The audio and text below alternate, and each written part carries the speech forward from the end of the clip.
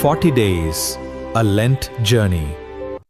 Praise the Lord. இன்னைக்கு நான் பேச போறது கிரஹாம் ஸ்டெயின்ஸ் பத்தி. அவங்க ஒரு ஆஸ்திரேலியன் மிஷனரி. அவங்க லைஃப் ஃபுல்லா இந்தியாவில் லெப்ரசி பேஷண்ட்ஸ்க்கு சர்வீஸ் பண்ணிட்டு டெடிகேட் பண்ணிட்டு இருந்தாரு. கிரஹாம் ஸ்டெயின்ஸ் January 18, 1941 பாம்பூட்ஸ் ஆஸ்திரேலியாவில் பிறந்தாரு. 1965 அவர் இந்தியாவுக்கு மிஷனரியா வந்தாரு. இது டெம்பரவரி விசிட் இல்ல. அவங்க 30 years மேல இந்தியாவில தான் ஸ்டே பண்ணிட்டு சர்வீஸ் பண்ணிட்டு இருந்தாரு.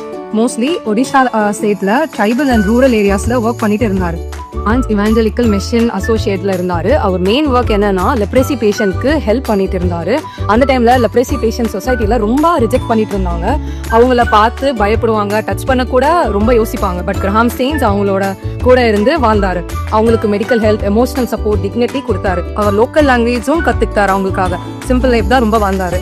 கம்ஃபர்ட் அண்ட் லக்ஸரி லைஃப் தேடாம அவர் அதே கம்யூனிட்டியில இருக்கிற மாதிரியே அவர் அடாப்ட் ஆயிட்டாரு.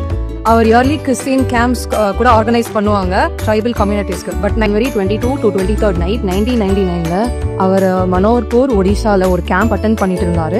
அவரோட 2 பசங்க Philip 10 years and Timothy 6 years கூட இருந்தாங்க. அவங்க கார்ல தூங்கிட்டு இருக்கும்போது ஒரு மாப் வந்து வெஹிக்கிளுக்கு ஃபயர் வச்சுட்டாங்க. அது ரொம்ப ஷாக்கிங்கான இன்சிடென்ட்டா இருந்துச்சு.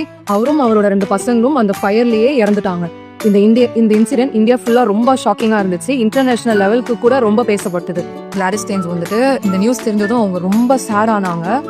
ஆனா அவங்க வந்து அவங்களோட ஆங்கர் அண்ட் அவங்க ரிவெஞ்ச் எதுவுமே காமிக்கல. அதுக்கு பதிலாக அவங்க என்ன பண்ணாங்கன்னா, பப்ளிக்கா என்ன பண்ணாங்கன்னா, அவங்க ஹஸ்பண்ட் அண்ட் அவங்க 2 பசங்களை கொன்ன அந்த கில்லரை வந்துட்டு ஃபர்கிவ் பண்ணிட்டு, எனக்கு அவங்க மேல கோவம் இல்லை அப்படின்னு ஒரு ரொம்ப இறங்கி வந்து அவ்வளோ ஃபர்கிவிங்கான ஒரு மைண்ட் செட்டோட மன்னிச்சுட்டாங்க.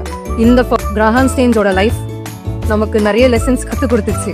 ஸோ ஃபர்ஸ்ட் நம்ம என்ன கற்றுக்கிட்டோம்னா, அவரோட டெடிகேஷன். அவரோட ஓன் கண்ட்ரியை விட்டு நம்ம கண்ட்ரிக்கு வந்து அவ்வளோ ஹெல்ப் பண்ணாரு. சொசைட்டியே வந்து அவங்களை ரிஜெக்டே பண்ணாலும் அவரோட லைஃப்பை மொத்தமாக டெடிகேட் பண்ணிட்டாங்க நம்ம பீப்புளுக்காக. செகண்ட், அவரோட கம்பேஷன், ரிலீஜன், கேஸ்ட், நேஷனாலிட்டி எதுவுமே பார்க்காம எல்லாருக்காகவுமே ஒரு ஃப்ரெண்ட்லியான ஒரு பர்சனாக ஹெல்ப் பண்ணாங்க. தேர்ட், அவங்களோட ஒய்ஃப் வந்துட்டு இவ்வளோ பெரிய இன்சிடென்ட் நடந்ததுக்கு அப்புறமாவும் அவங்க வந்து அவ்வளோ ஃபர்கிவிங்காக, அவ்வளோ ஒரு நல்ல மனசோட இருந்தாங்க. ஸோ கிரஹாம் ஸ்டெயின்ஸோட ஸ்டோரி ட்ராஜிக்ல முடிஞ்சிருந்தாலும் அவரோட வாழ்க்கை ஒரு மீனிங்ஃபுல்லாக எக்ஸாம்பிளாக இருந்துச்சு. அவரோட லெகசி, சர்வீஸ், சாக்ரிஃபைஸ், ஃபர்கிவ்னஸ் எல்லாமே வந்து நமக்கு ஒரு இன்ஸ்பைரேஷனாக இருந்துச்சு. ஸோ நான் லாஸ்ட்டாக வந்து ஒரு வேர்ஸ் படத்தை முடிக்கிறேன். Is life reminds us of Matthew 25:40. Whatever we do for the least among us, we do it for God. Amen.